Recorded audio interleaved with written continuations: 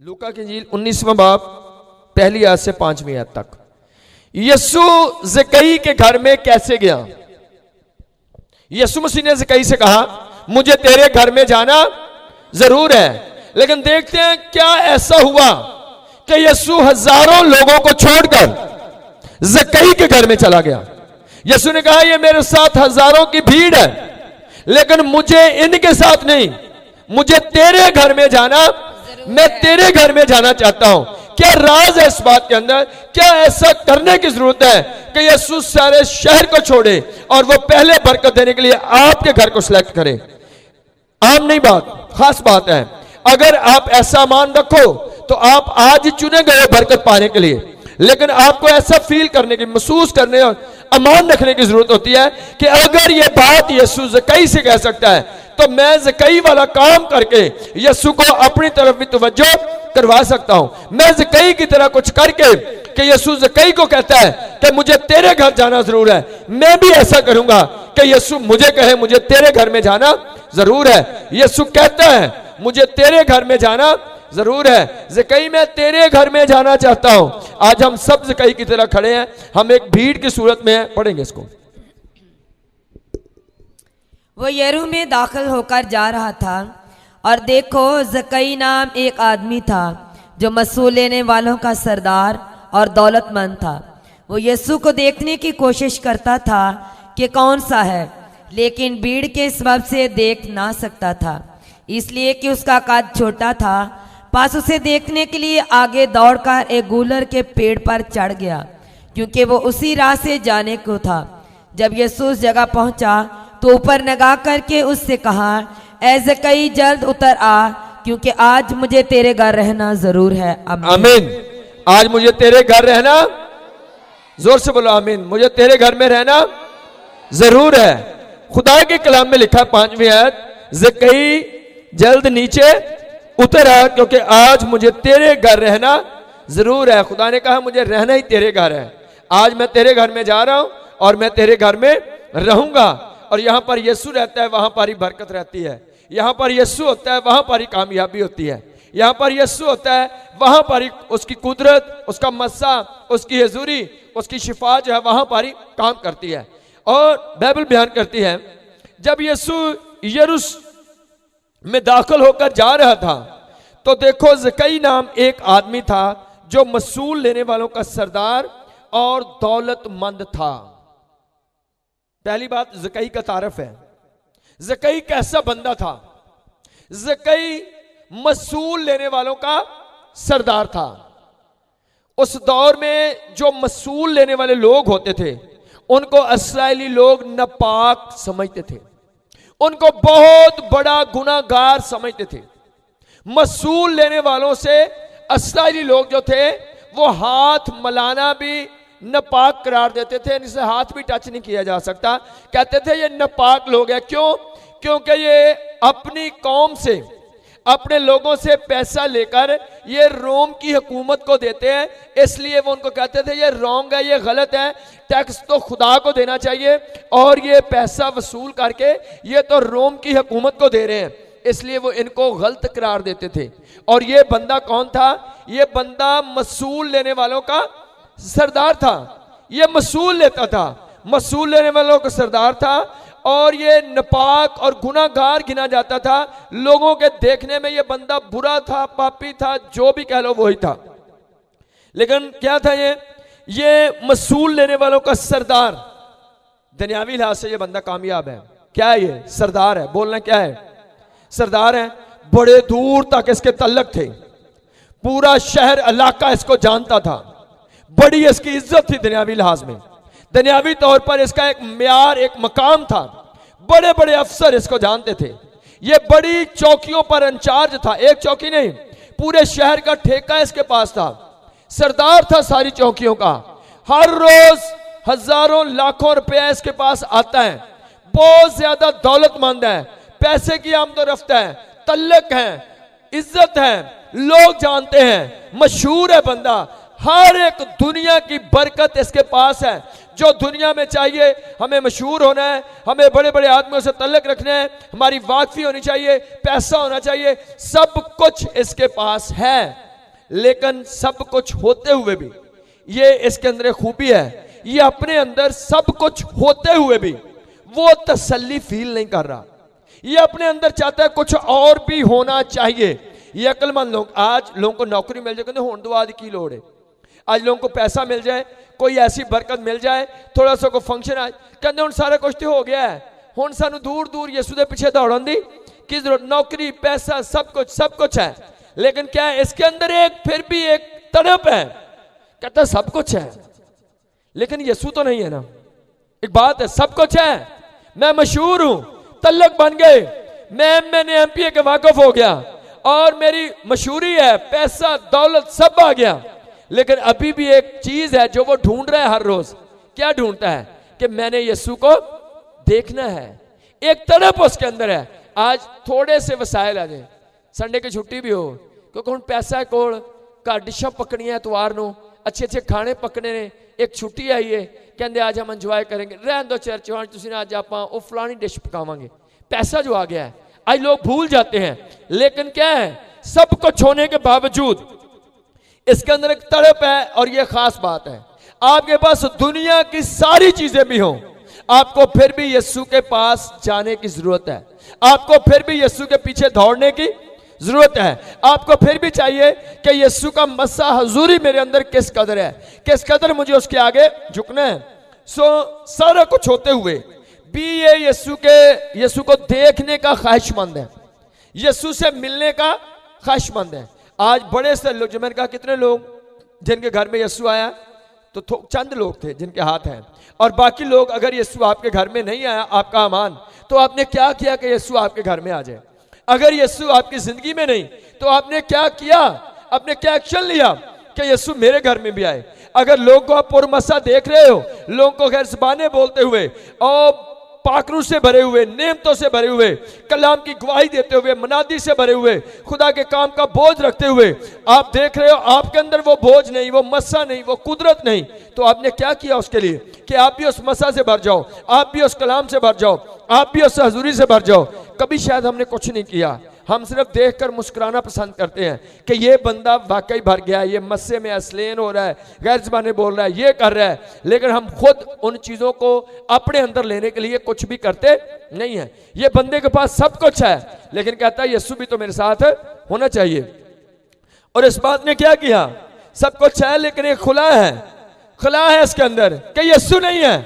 इसलिए वो सरदार होते हुए, वो दौलतमंद होते हुए, वो मसरूफ होते हुए, बड़े बड़े लोगों के साथ तल्लक होते हुए भी वो भागता फिर रहा है, दौड़ता फिर रहा है कि मैंने यीशु को देखना है। आज लोग अपने दौलत के म्यार की वजह से अबादतों में आकर नीचे बैठना पसंद नहीं करते। कहते अब हम अमीर है, हुण असीं पादरियां पीछे दौड़े फिरिए, हुण असीं चर्चा पीछे दौड़े फिरिए, हुण असीं पादरी नूं घर जाके मिलना है, पादरी को बुलाओ। ये बंदा जितना अमीर था, जितना इसका तल्लक था, ये एक नौकर को भेजता, कहता यीशु को बोल मुझे घर आके मिल के जाए, और शायद वाकई यीशु चला भी जाता। लेकिन इसने वो नहीं तरीका इस्तेमाल किया। आज जिनके थोड़े से वसाइल हैं, थोड़े से वसाइल आ जाए आपके पास, आपकी कोशिश चर्च नहीं, और हफ्ते दफ्ते घर ही पादरी नूं साध के 500 ला दो, ठीक है, चर्च जाने की क्या जरूरत है, इत्थे ही दुआ करा लांगे, इत्थे ही इदा करा लांगे। और बड़े लोग यही जवाब देते हैं, कहते नहीं जी असी घर ही कर लेंगे। ठीक, अच्छी बात है, घर में करो, लेकिन आपको यीशु के पीछे भागना है, ये मोहब्बत है। और ये चीज ज़कई के अंदर थी, ज़कई कर रहा है, वो ढूंढता फिर रहा है यीशु को। और लिखा है खुदा के कलाम में कि उसने फैसला किया कि मुझे यीशु से मुलाकात करनी है।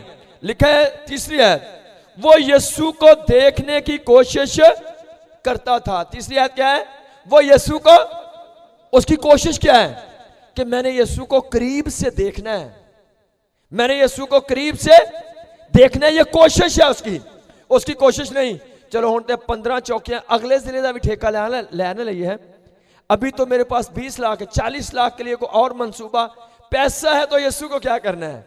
नहीं नहीं, ऐसा उसका मंसूबा नहीं। वो कहता है सब कुछ है लेकिन यीशु भी तो होना चाहिए। वो उसकी कोशिश क्या है, अब कोशिश क्या है, बोलो क्या है कोशिश, क्या है, यीशु को देखना है। कोशिश क्या होनी चाहिए, अगर खुदा मिल गया तो सब कुछ ही आपका है, अगर यीशु आपका है तो सब कुछ आपका है। सो उसकी कोशिश ये है कि मैंने यीशु को देखना है, आज अपने अंदर दौड़ चेक करो, कोशिश क्या है, आपकी ख्वाहिश क्या है, आपकी जिंदगी का मेन मकसद क्या है, आप मेन क्या करना चाहते हो, सबसे बड़ा काम जो करना चाहते हो वो क्या है। वो यही होना चाहिए कि मैंने यीशु को देखना है, मैंने यीशु को देखना है, मिलना है उससे।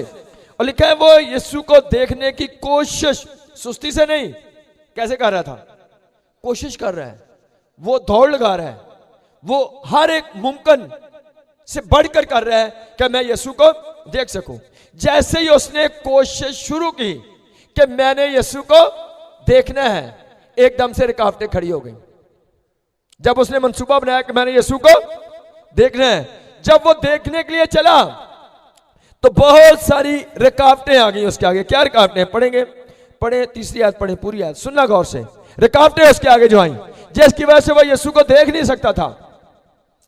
वो यीशु को देखने की कोशिश करता था कि कौन सा है, लेकिन भीड़ के सबब से देख ना सकता था। भीड़ के सबब से देख ना सकता था। कोशिश तो करता था कि मैं यीशु को देखूं, लेकिन यीशु के चारों तरफ एक क्या थी, भीड़ थी, बहुत ज्यादा लोग थे। वो भीड़ के सबब से यीशु को देख नहीं सकता था। जब तक भीड़ खड़ी है आप यीशु को देख नहीं सकते हो। भीड़ का काम है आपको यीशु तक आने में रुकावट पैदा कर देना कि आप यीशु को देख ना सको। ये भीड़ कौन सी है जो यीशु और आपके दरमियान में खड़ी है? ये भीड़ जो है, ये भीड़ जो आपके चारों तरफ लोग हैं। भीड़ कौन है जो आपके चारों तरफ? पहला स्टेप, आपका खानदान आपके लिए भीड़ हो सकता है जो आपको यीशु में आगे बढ़ने नहीं देता। आप तो चलना चाहते हो, आप तो यीशु की मोहब्बत में खोना चाहते हो, आप तो विजन बना दी गवाही में जाना चाहते हो, लेकिन आपका खानदान आपको इजाजत नहीं दे रहा। और आप वो इतना प्यार करते हो खानदान से कि आप उनका दिल तोड़ना नहीं चाहते हो। आपको यीशु से ज्यादा अजीज जो है वो आपका अपना खानदान है। सो पहला पॉइंट, जब वो चला तो उसने देखा कि यीशु के आगे बहुत बड़ी भीड़ है और भीड़ के सबब से मैं कभी देख कितने लोग जिन्होंने कोशिश की हो, मनादी की, गवाही की, मसे की, बहुत सारी चीजों की, लेकिन एक भीड़ आ गई। कुछ लोगों ने आपको वहां तक पहुंचने ना दिया, रुक गए आप। और पहला स्टेप आपका खानदान होगा। गौर करो, आपकी रूहानी तरक्की में हो सकता है पहला पॉइंट जो हो वो आपके खानदान के लोग हों जो आपको आगे बढ़ने नहीं देते, आपको आगे बढ़ने से रोकते हैं, आप पर पाबंदियां लगाते हैं कि नहीं जी असि 11 बजे कुंडा नहीं खोलना है जी, अगर तूने ऐसा किया तो हमने ये नहीं करना, अगर तूने चर्च से लेट आया तो हम ये करेंगे, अगर तू गया तो फिर ये करना है। सो बहुत ज्यादा पहली रुकावट जो होती है आपका खानदान होता है। खानदान आपके लिए एक भीड़ है। हाँ, मुबारक वो लोग हैं जिनके खानदान को सपोर्ट कर रहे हैं, उनकी मदद कर रहे हैं कि आप विजिट करो, आप मनादी करो, हम आपके साथ हैं, आप दुआ में लगे हो, आप अच्छे काम में लगे हो, आप अच्छे काम की तरफ जा रहे हो। लेकिन पहला जो रुकावटें बहुत सारे लोगों की जिंदगी में मैंने देखी, वो भीड़ जो है वो उनका अपना ही खानदान होता है जो उनको आगे बढ़ने नहीं देता। बड़ी बड़ी खानदानी जिम्मेदारियां हैं जिनको लोग छोड़ नहीं सकते, खानदानों को लोग नाराज नहीं कर सकते। कहते हैं जी मेरा खानदान उधर जाता है, जब मैं इधर आ जाते हो नाराज है, हुण तो मेरे घर चों ही पादरी बन गया, हुण मैं एदा ते दिल तोड़ के नहीं जा सकता, हुण तो साढ़े घर ही दुआ होंदा भी, हुण मैं की करा। बड़े बड़े बड़े खानदान के चुंगल में आप फंस जाते हो। आप अपने खानदान को नाराज नहीं करना चाहते, आपको पता है फलां जगह बरकत है, फलां जगह जाना है, ये करना है, वो करना है, लेकिन आप अपने खानदान की वजह से बड़े काम कर नहीं पाते हो। लेकिन जब तक आप भीड़ को देखते रहोगे आप जीरो रहोगे। बड़ी जगह पर कुछ खानदान रुकावट थे। बाइबल कहती है खुदा ने इब्राहिम को कहा अपना खानदान और नातेदार छोड़कर, वो सब बुत परस्त थे। खुदा ने कहा इनको छोड़ेगा तो मैं तुझे ब्लेस करूंगा, अगर तू इनके पीछे चलता रहा तो मैं तुझे कभी ब्लेस नहीं। सो पहली रुकावट जो आई कई को यीशु को देखने में वो क्या थी? भीड़ थी। सब बोलो क्या थी? भीड़ कौन है?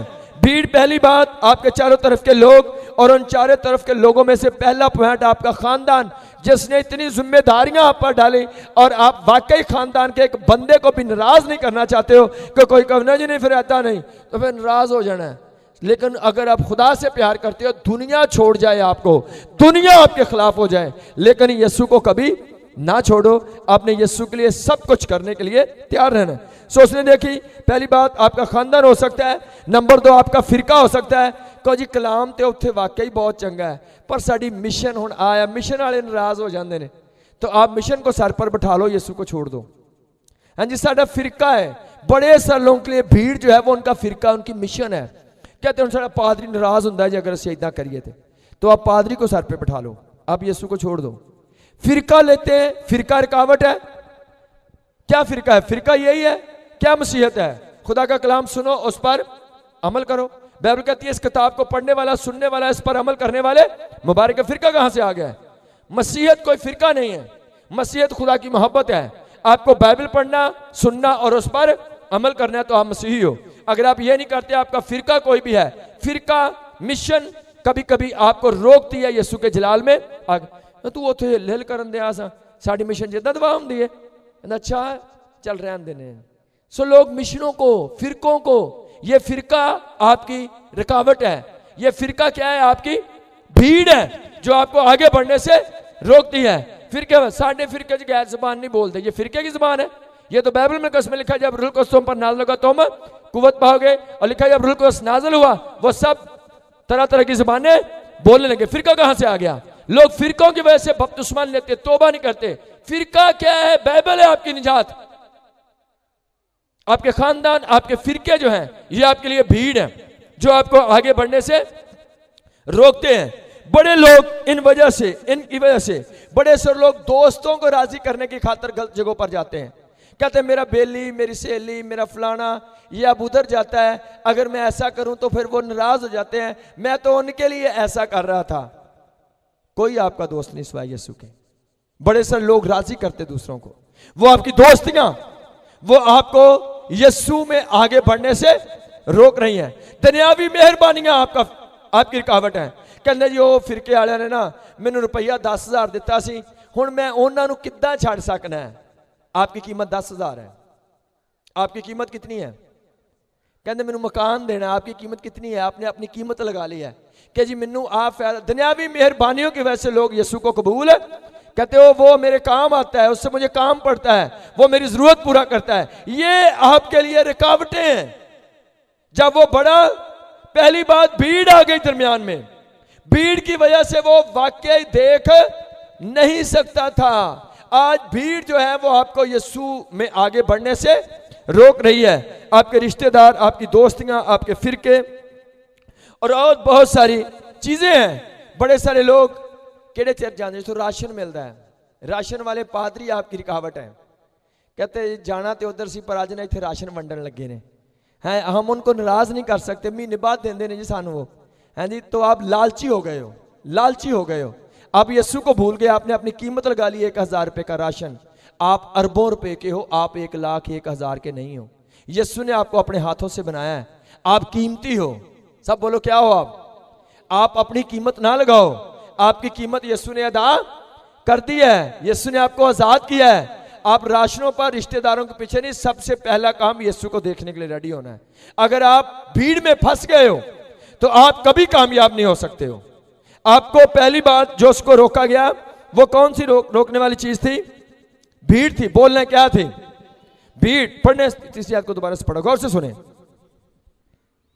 वो यीशु को देखने की कोशिश करता था कि कौन सा है, लेकिन भीड़ के सबब से देख ना सकता। भीड़ के सबब से देख, भीड़ क्या करती है?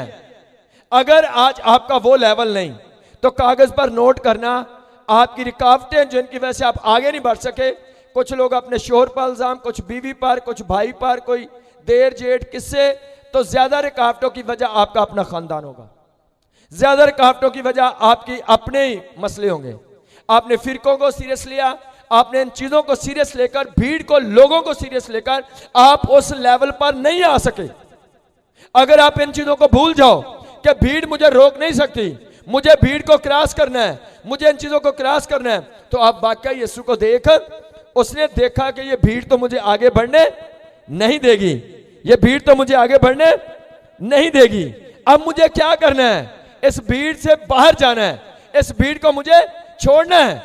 फिर उसने क्या कहा? वो भीड़ को छोड़कर वापस आ गया। सब लोग लगे रहो, मैं और तरीका इस्तेमाल करता हूं, मुझे आपके तावन की, आपके राब्ते की जरूरत ही नहीं है।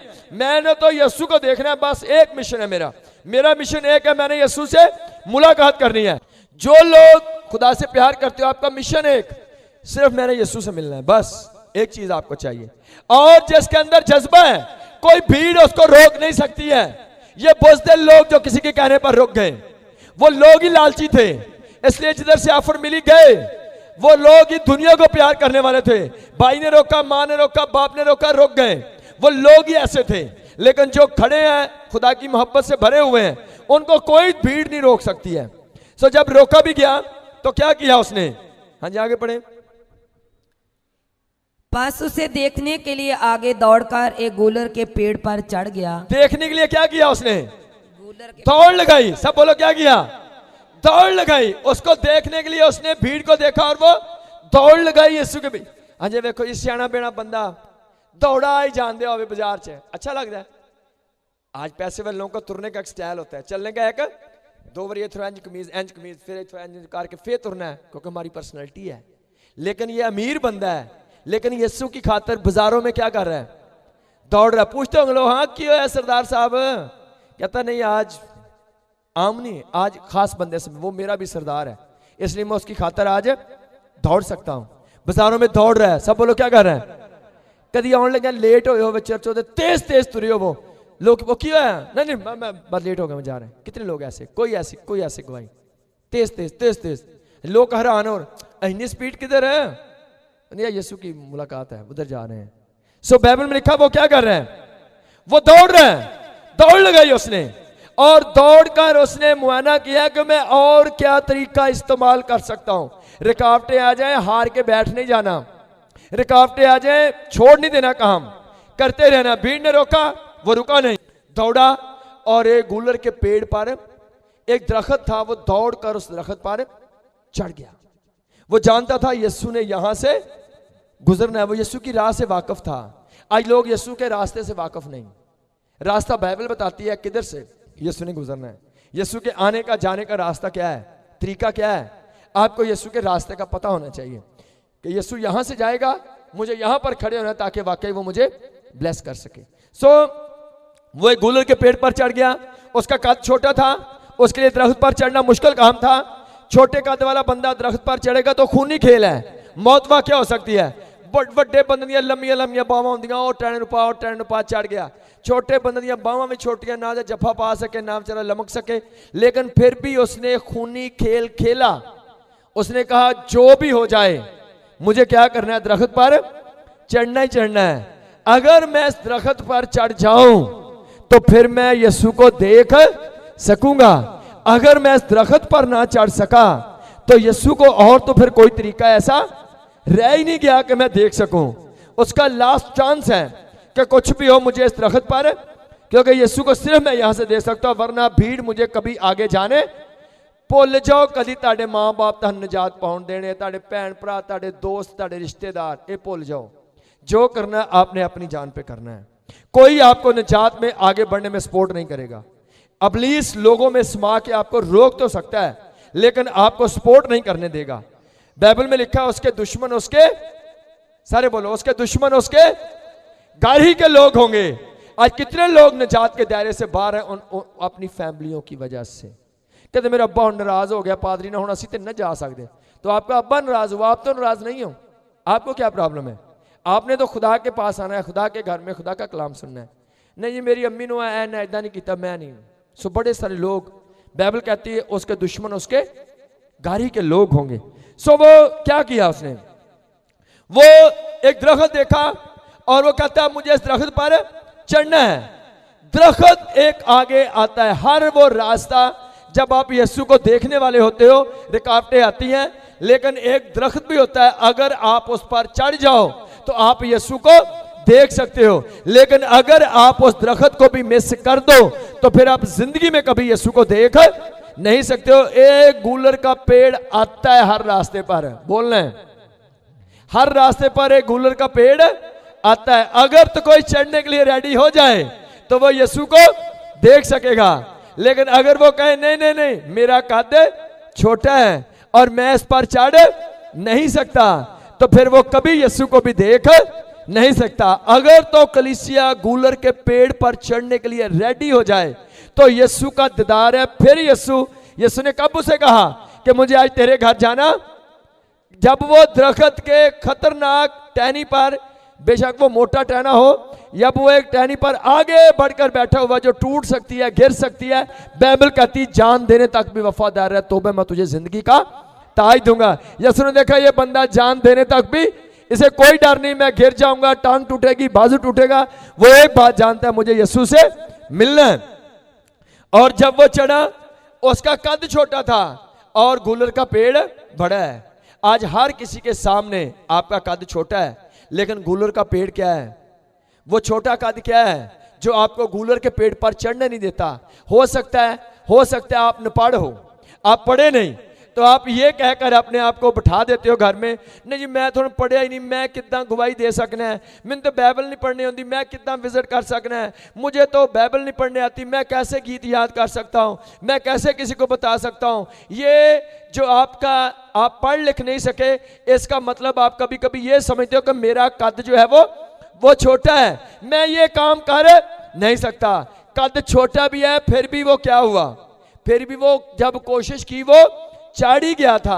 आज बड़े सारे लोग अपने आप को ऐसे करके मुतमिन करके बैठ, नहीं जी मैं पढ़िया लिखा नहीं है। ठीक है, आपका पढ़ा लिखा ना होना आपका कद छोटा है, लेकिन अगर वो चढ़ गया आप भी चढ़ सकते हो। पूरी बाइबल में यीशु मसीह ने आला तालीम याफ्ता लोग ही नहीं चुने, यीशु ने मछेरों को और बड़े नपाड़ लोगों को बुलाया और उनको जोर देकर इस्तेमाल किया, और बड़े बड़े नपाड़ बेवजूद नकम्मे लोगों ने खुदा के जलाल के लिए बड़े बड़े काम किए। अगर वो कर सकते हैं, बेशक आप भी नपाड़ हो, आप भी वो काम कर सकते हो। आपको यीशु की मोहब्बत से भरे होना है, ना कि आपका कद ही सिर्फ लंबा। बड़े बड़े पढ़े लिखे लोग जीरो हैं और बड़े बड़े नपाड़ लोग खुदा की गवाही में, मनादी में आगे बढ़ रहे हैं और खुदा का जलाल ज़ाहिर हो रहा है। बड़े लोग आज अपना कद छोटा समझते हैं, कहते हैं मैं ये नहीं कर सकता। खुदा आपसे, आप दाऊद हो, खुदा जाति जूलियत मरवा सकता है, लेकिन आपका अमान होना चाहिए कि मैं ये कर सकता हूं। सो छोटे कद की बड़ी बड़ी चीजें हैं जिनको लोगों ने अपने ज़हन में बिठा रखा है कि मैं ये कर नहीं सकता। अगर आप करने के लिए रेडी हो जाओ, आप कर सकते हो। आप लड़की हो, आप नपढ़ हो, आप मसरूफ हो। बड़े बड़े मसरूफ लोग थे जिन्होंने खुदा के जलाल के लिए बड़े बड़े काम किए। बड़े बड़े गरीब लोग थे जिन्होंने बड़ा बड़ा पैसा खुदा को दिया। आज बड़े लोग अपने आप को ये समझाकर कि नहीं जी मेरा खानदान वड्डा है, मैनू दिन रात काम करना पैंदा है, मैं तो छुट्टी कर ही नहीं सकता। बड़े लोग अपना कद छोटा समझकर, अपने आप को मसरूफ समझकर बैठ गए हैं और यीशु उनके घर में नहीं आया। यीशु आना चाहता है। यीशु कब आएगा? जब आप गोलर के पेड़ पर चढ़ जाओगे। जो कभी ना समझो कि मैं ये नहीं कर सकता। अगर आप ऐसा समझकर बैठे हो, अगर ये कहीं समझता कि मेरा कद छोटा है, तो वो कभी गोलर के पेड़ का पंगा ही ना लेता। आज बड़े लोग बैठ गए घरों में, जानते हैं इल्म, जानते हैं, समझते हैं खुदा को काफी हद तक, लेकिन वो क्यों नहीं जा रहे? वो समझते हैं कि मैं ये कर नहीं सकता, ये मेरा काम नहीं है। आप सब कुछ कर सकते हो। आमीन, आप सब कुछ कर सकते हो। जब उसने ये सारा कुछ किया, उसने अपने कद की परवाह नहीं की, अपनी मसरूफियत, अपना ओहदा कुछ नहीं किया, तो कोशिश की और वो वाकई गोलर के पेड़ पर चढ़ गया। कितने लोग हो जो चढ़ सकते हो? कितने लोग चढ़ सकते हो? आमीन, हम सब दिलेर हैं। आमीन, हम चाहें तो हम गोलर के पेड़ पर चढ़ सकते हैं। कोई ऐसी कोई चीज नहीं। अगर हम चाहें तो हम डर जाएं, लेकिन उसकी प्रॉब्लम, उसका क्या था? कद छोटा था। उसका कद छोटा था। हम कद छोटे वाले हैं, पढ़े नहीं हैं, पैसे वाले नहीं हैं, मसरूफ हैं, खानदान है, जिम्मेदारियां। कद क्या है? छोटा कद मतलब वो चीजें जिनकी वजह से हम कर नहीं पा रहे। लेकिन छोटे कद वाला बंदा भी गोलर के पेड़ पर चढ़ गया। छोटे कद वाला भी, अब जैसे भी हो आप खुदा में बढ़ सकते हो। आमीन, आप जिस हाल में भी हो, जो भी सिचुएशन है, आप खुदा में आगे बढ़ सकते हो अगर आप कोशिश करो तो। कोई हालात, कोई माहौल आपको रोक नहीं सकता। वो गोलर का पेड़ कौन सा है जिस पर चढ़ना है? वो कौन सा गूलर का पेड़ है जिस पर आपने चढ़ना है? वो पेड़ का नाम गूलर है। गूलर का पेड़ फलस्तीन के अंदर काफी था। गूलर का पेड़ मतलब कोई हद आपको क्रॉस करनी है, कोई वर्क होता है। बेशक आपका कद छोटा हो, कुछ करना ही है तो कुछ होना है। बेशक आपका कद छोटा है, कोई काम है जो आपने करना ही है, तो यीशु ने कहना है मैं तेरे घर आऊंगा।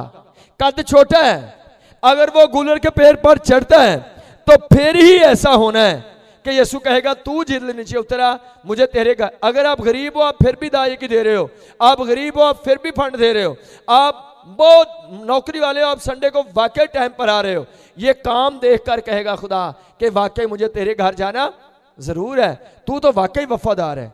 आप बीमार हो, आप फिर भी रोजे रख रहे हो, आपके पास टाइम नहीं, आप नाइट प्रेयर कर रहे हो, काम को देखेगा और खुदा कहेगा मुझे तेरे घर में जाना जरूर है। लेकिन एक गूलर का पेड़ है, और वो गूलर का पेड़ आपके लिए वो चीज है जिस पर आप नहीं चढ़ सकते हो, लेकिन कोशिश करो तो कर सकते हो।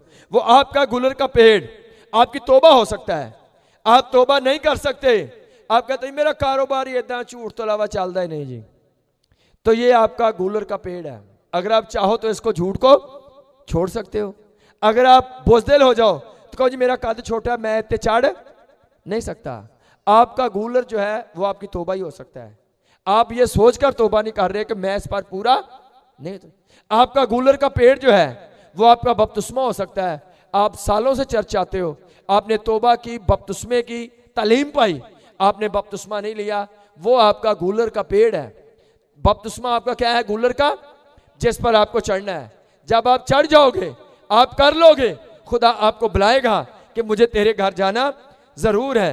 वो कोई भी चीज जो खुदा आपसे करवाना चाहता है, जिसकी खुदा आपसे तवक्को करता है, जब आप वो कर देते हो, गूलर का पेड़ वो काम जिसको आप किसी वजह से नहीं कर रहे हो, लेकिन जब करोगे मैसेज उस वक्त ही आएगा कि मुझे आज तेरे घर में जाना जरूर है, क्योंकि गूलर तेरे लिए मुश्किल था लेकिन तूने हर हाल में उस पर चढ़ा है। अजीजों, अगर तो आप गूलर के पेड़ पर चढ़ने के लिए तैयार हो तो खुदा आपको यह कहने के लिए तैयार है कि मुझे कल नहीं बल्कि आज ही तेरे घर जाना जरूर है। लेकिन अगर कुछ लिस्टें आपने बनाई हैं, नहीं जी मैं बपतिस्मा तो नहीं, तो ओदा में आंदा ही रहूंगा, तो आपको वैसे भी आने का शायद ज्यादा फायदा ना हो। आपको बाइबल मानने का फायदा है। आप कहो जी सब कुछ ठीक है लेकिन मैं तौबा नहीं कर सकता, मैं सब कुछ कर सकता हूं लेकिन मैं ये वाला काम नहीं कर सकता। खुदा के सामने कुछ भी नामुमकिन नहीं है। अगर आप गूलर के पेड़ पर चढ़ने के लिए तैयार हो जाओ तो वाकई खुदा आपको ब्लेस करने के लिए तैयार है। लेकिन अगर आपने अपने आप को किसी पिंजरे में डाल दिया है कि आप उससे आगे नहीं बढ़ सकते हो, तो खुदा की बड़ी बरकतें भी कभी आप रिसीव नहीं कर सकते हो। सो हर कोई छोटे कद वाला है, लेकिन खुदा ने उसके लिए गूलर का पेड़ रखा हुआ है। अगर वो उस पर चढ़े, हो सकता है आप संडे में नहीं आते हो, आप मीटिंगों पर नहीं आते हो, आप कलाम नहीं सुनते हो, आपको पैसा नहीं देते हो खुदा के लिए, आप रोजे नहीं रखते हो, और ये आप करो, यही आपका गूलर है। अगर आप ये करना शुरू करोगे, खुदा वाकई आपको कहेगा कि मुझे तेरे घर में जाना जरूर है। दो जुमले पावरफुल कहे गए थे उसको। 19वां बाब 5वीं आयत को पढ़ेंगे। 5वीं आयत, जब वो मुकम्मल तौर पर अपना काम उसने मुकम्मल कर लिया, भीड़ को छोड़ा, दौड़ लगाई, गूलर के पेड़ पर चढ़ गया, उसके बाद खुदा ने कहा, क्या कहा? ज़कई जल्द नीचे उतरा, मुझे आज तेरे घर जाना जरूर है। अच्छा, उससे पहले खुदा उसको नहीं जानता था? जानता था, उससे पहले भी जानता था, लेकिन गूलर से पहले नहीं। और फिर दूसरी बात खुदा ने क्या कही? 9वीं आयत पढ़ें। 9वीं आयत, जब वो यीशु को अपने साथ लेकर अपने घर में चला गया और जाकर उस बंदे ने दिल से तौबा की, उसने इकरार किए कि मैं किसी का कुछ न हक नहीं लूंगा, अगर मैं लिया तो मैं चुगना देने के लिए तैयार हूं, मैं इस तौर से अपनी जिंदगी बसर करने को तैयार हूं, मैं इस तरह से करूंगा। फिर कहा खुदा ने, क्या कहा? पढ़ेंगे। यीशु ने उससे कहा, आज इस घर में नजात आई है, आज इस घर में नजात आई है। आज इस घर में यीशु आया तो इस घर में क्या आई है? इससे पहले नजात नहीं थी वहां पर। जब तक गूलर के पेड़ पर वो नहीं चढ़ा, जब तक यीशु से मुलाकात नहीं की, वो इस्राएली था, वो कहो आज का मसीही था, लेकिन वो अमल करने वाला नहीं था। यीशु से मुलाकात उसकी नहीं हुई थी। आज हजारों लोग नामी मसीही हैं, लेकिन कोई गूलर उनकी जिंदगी के अंदर नहीं, कोई अमली काम उनकी जिंदगी में नहीं, इसलिए यीशु से मुलाकात नहीं, यीशु उनके घरों में जिंदगियों में नहीं आया, इसलिए वो प्रॉब्लम का शिकार है। वो यीशु मसीह के नाम पर एक धब्बा है। जब आपकी गवाही पावरफुल होगी, दुनिया आपको देखकर यीशु की तरफ आएगी कि यीशु ने आपको ब्लेस किया, मुझे भी उसके साथ मिलना है, मैंने भी उसके पास जाना है। अजीजों, खुदा हर किसी से ये चाहता है, हर किसी से ये कहता है कि मुझे आज तेरे घर में जाना। आमीन। लेकिन पहले क्या करना है? गूलर के पेड़ पर, कद आपका छोटा हो सकता है लेकिन मत घबराओ, यीशु पावरफुल है। आप दाऊद की तरह छोटे हो सकते हो लेकिन जाति जूलियत से मत डरो, वो गिरेगा आपके आगे। खुदा आपको बरकत दे सकता है। माइंड दुरुस्त करो, भीड़ को देखकर परेशान मत हो जाएं, भीड़ को छोड़ दो। भीड़ आपको रोकने वाले लोग हैं जिसकी वजह से आप रूहानी तरक्की नहीं कर सके। अगर आप करने के लिए तैयार हो, खुदा आज आपकी जिंदगियों, आपके घरों में आने के लिए तैयार है। खुदा इस कलाम के सबको